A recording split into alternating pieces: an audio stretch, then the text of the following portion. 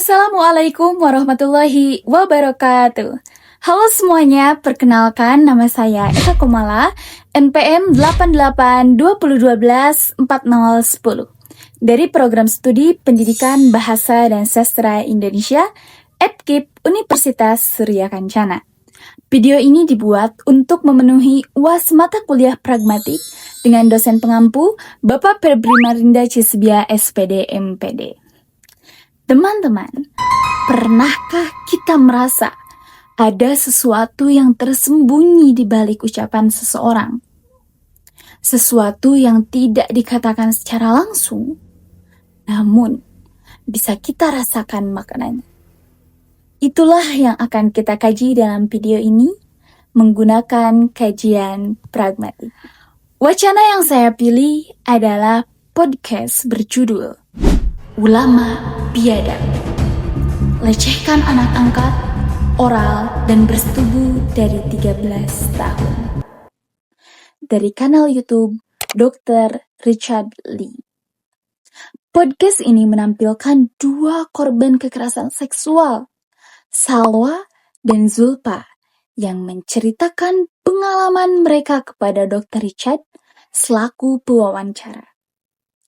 Di balik percakapan ini, terdapat banyak fenomena bahasa yang sangat menarik untuk dikaji secara pragmatik. Berikut adalah cuplikan wawancara yang akan kita analisis.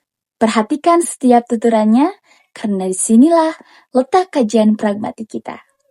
Recehin? Iya, pertama kali aku disuruh oral. Dia minta kamu melakukan oral pada saat kamu umur berapa? Kelas 6 SD. Oh shit. Dia kayak nyuruh saya buat mandi dan ngelakuin hal berhubungan. Dan dia ini ulama? Iya, dia ulama, Dok. Ulama besar? Ulama besar, termasuk dia cukup terkenal juga. Dia bilang udah gak sakit gitu. Lagian emang keperawanan kakak buat siapa sih? Nikahnya tuh sama ayah aja, dia bilang gitu. Sama keluarga besar mereka aja, mereka tetap bilang udah ini aib keluarga, tutupin aja gitu. Masa kamu dikuliahin sampai segininya mau ngelaporin ayah kamu sendiri gitu.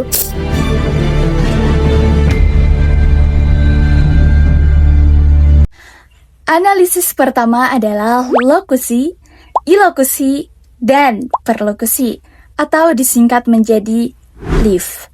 Perlu kita ketahui bahwa setiap kali seseorang berbicara, sebenarnya ia melakukan 3 tindakan sekaligus. Hal ini pertama kali dijelaskan oleh Austin pada tahun 1962. Kemudian dikembangkan oleh Searle pada tahun 1969. Lokusi adalah makna dasar dari apa yang diucapkan, apa yang secara harfiah dikatakan oleh penutur. Intinya lokusi itu adalah hanya sekedar memberikan informasi saja. Yang kedua yaitu ilokusi. Ilokusi adalah maksud atau tujuan di balik tuturan tersebut. Apakah penutur sedang memerintah, melarang, menegaskan, atau justru mengintimidasi. Yang ketiga adalah perlokusi. Perlokusi adalah dampak yang dirasakan oleh pendengar setelah mendengar tuturan itu. Nah, dalam wacana ini, ketiga lapisan tersebut sangat jelas terlihat. Contoh pertama ketika Dr. Richard mengucapkan, ini bukan aib keluarga, ini namanya kejahatan. Secara lokusi, beliau menyatakan fakta bahwa peristiwa ini adalah kejahatan. Secara ilokusi, tuturan ini bersifat asertif sekaligus direktif, menegaskan kebenaran dan mendorong korban untuk tidak diam.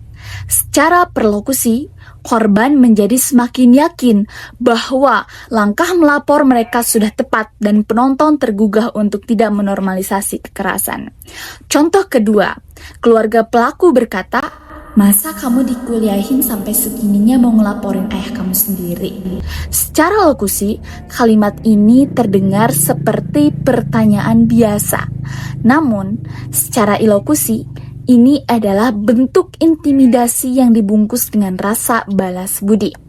Secara perlokusi, korban merasa tertekan dan sempat ragu untuk melanjutkan laporan. Contoh ketiga, ketika Dr. Richard menegaskan tidak boleh ada damai. Nah, secara lokusi, ini adalah sebuah larangan. Secara ilokusi, ini adalah direktif yang tegas. Karena Dr. Richard bermaksud mengarahkan atau mempengaruhi pihak lain agar tidak melakukan perdamaian. Secara perlokusi, korban menyatakan setuju dan semakin teguh mempertahankan laporan mereka. Dari ketiga contoh ini, kita dapat melihat bahwa satu kalimat pendek pun mampu membawa dampak yang besar tergantung pada konteks siapa yang mengucapkannya dan kepada siapa tuturan itu ditujukan. Analisis kedua adalah tindak tutur langsung dan tidak langsung. Menurut Austin 1962, tindak tutur langsung adalah tuturan yang bentuk dan maksudnya sama. Sedangkan tindak tutur tidak langsung adalah tuturan yang maksudnya berbeda dari bentuk kalimatnya. Contoh tindak tutur langsung dalam podcast ini adalah ketika Dr. Richard bertanya, dia minta kamu melakukan oral pada saat kamu umur berapa? Nah, ini termasuk tindak tutur langsung, karena berbentuk kalimat tanya dan memang digunakan untuk bertanya. Sedangkan contoh tindak tutur tidak langsung muncul ketika keluarga pelaku berkata, masa kamu dikuliahin sampai segini, kamu mau ngelaporin ayah kamu sendiri? Bentuknya memang kalimat tanya, tetapi maksud sebenarnya adalah menekankan korban agar tidak melapor. Karena bentuk dan maksudnya berbeda, ini termasuk tindak tutur tidak langsung. Analisis ketiga adalah presuposisi, implikatur, dan entitlement, atau yang disingkat menjadi PE. Menurut Yule, 1996, presuposisi adalah asumsi yang dianggap sudah benar sebelum kalimat diucapkan. Implikatur, menurut Grice 1975, adalah makna tersirat yang ingin disampaikan penutur meskipun tidak diucapkan langsung. Sedangkan entitlement adalah makna yang secara logis pasti benar jika kalimat tersebut benar. Contoh presuposisi muncul ketika keluarga pelaku berkata, masa kamu dikuliahin sampai segini? Mau ngelaporin ayah kamu sendiri. Nah, kalimat ini mengandung presuposisi bahwa korban sudah dibiayai pelaku, seolah-olah korban punya kewajiban untuk diam sebagai balas budi. Contoh implikatur muncul ketika pelaku berkata, ayah sudah transfer uang tanpa kamu minta. Secara tersirat, pelaku mengisyaratkan bahwa korban harus mengirim video intim sebagai imbalan, meskipun tidak diucapkan secara langsung. Contoh entitlement muncul ketika korban berkata, aku dari SMP sudah dilecehin. Kalimat ini secara logis mengandung entitlement bahwa pelecehan sudah terjadi sejak korban masih di bawah umur. Analisis keempat adalah deixis. Menurut Yule, 1996, deixis adalah kata yang maknanya bergantung pada konteks siapa yang bicara, di mana, dan kapan. Nah, deixis itu terbagi menjadi dua. Yang pertama ada endofora dan yang kedua ada exofora. Endofora adalah rujukan yang maknanya bisa ditemukan di dalam teks itu sendiri, sedangkan exofora adalah rujukan yang maknanya hanya bisa dipahami dari konteks di luar teks. Endofora sendiri terbagi menjadi dua, yaitu ada anafora dan ada katafora. Anafora yaitu rujukan yang merujuk ke kata atau frasa yang sudah disebutkan sebelumnya, dan katafora yaitu rujukan yang merujuk ke kata atau frasa yang baru akan disebutkan setelahnya. Contoh anafora muncul ketika Dr. Richard berkata, dia bilang ini aib keluarga. Kata dia merujuk kembali ke keluarga pelaku yang sudah disebutkan sebelumnya di dalam percakapan. Contoh katafora muncul ketika korban berkata, ini yang bikin aku nggak kuat. Tekanan dari keluarga, dari pelaku, dari semua pihak. Kata ini merujuk ke penjelasan yang baru disebutkan setelahnya. Contoh exofora muncul ketika korban berkata, dia masuk ke kamar. Kata dia hanya bisa dipahami maknanya jika kita tahu dari konteks luar teks bahwa yang dimaksud adalah pelaku.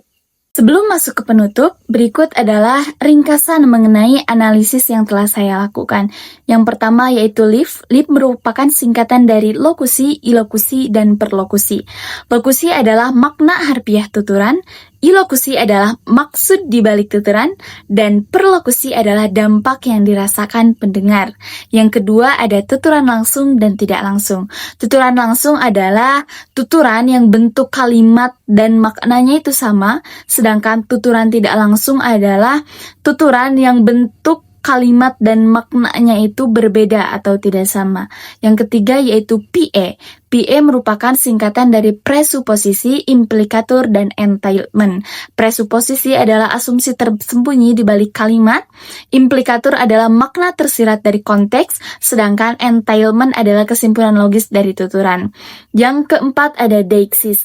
Nah, deixis ini terbagi menjadi dua, yang pertama ada endofora dan yang kedua yaitu ada exofora. Endofora itu terbagi menjadi dua, yang pertama ada anafora dan yang kedua ada katafora. Anafora itu merujuk ke unsur yang sudah disebutkan sebelumnya dan katafora itu merujuk ke unsur yang belum disebutkan. Berdasarkan analisis yang telah dilakukan, dapat disimpulkan bahwa bahasa tidak pernah netral. Dalam wacana ini, bahasa terbukti digunakan sebagai alat manipulasi dan kekuasaan, menyamarkan kejahatan, menekan korban, dan mempertahankan otoritas pelaku. Hal ini sejalan dengan pernyataan Pairchlog tahun 1989 bahwa bahasa adalah praktik sosial yang tidak dapat dipisahkan dari kekuasaan. Berdasarkan hasil analisis ini, literasi pragmatik perlu diperkenalkan lebih luas kepada masyarakat agar kita semua lebih peka terhadap makna tersembunyi di balik sebuah tuturan, serta lebih kritis terhadap bahasa yang digunakan oleh figur yang memiliki otoritas sosial. Demikian analisis pragmatik yang dapat saya sampaikan. Semoga video ini tidak hanya bermanfaat sebagai pemenuhan tugas akademik, tetapi juga dapat menambah wawasan kita semua mengenai betapa besarnya kekuatan bahasa dalam kehidupan sehari-hari. Terima kasih telah menyaksikan hingga akhir. Wassalamualaikum warahmatullahi wabarakatuh.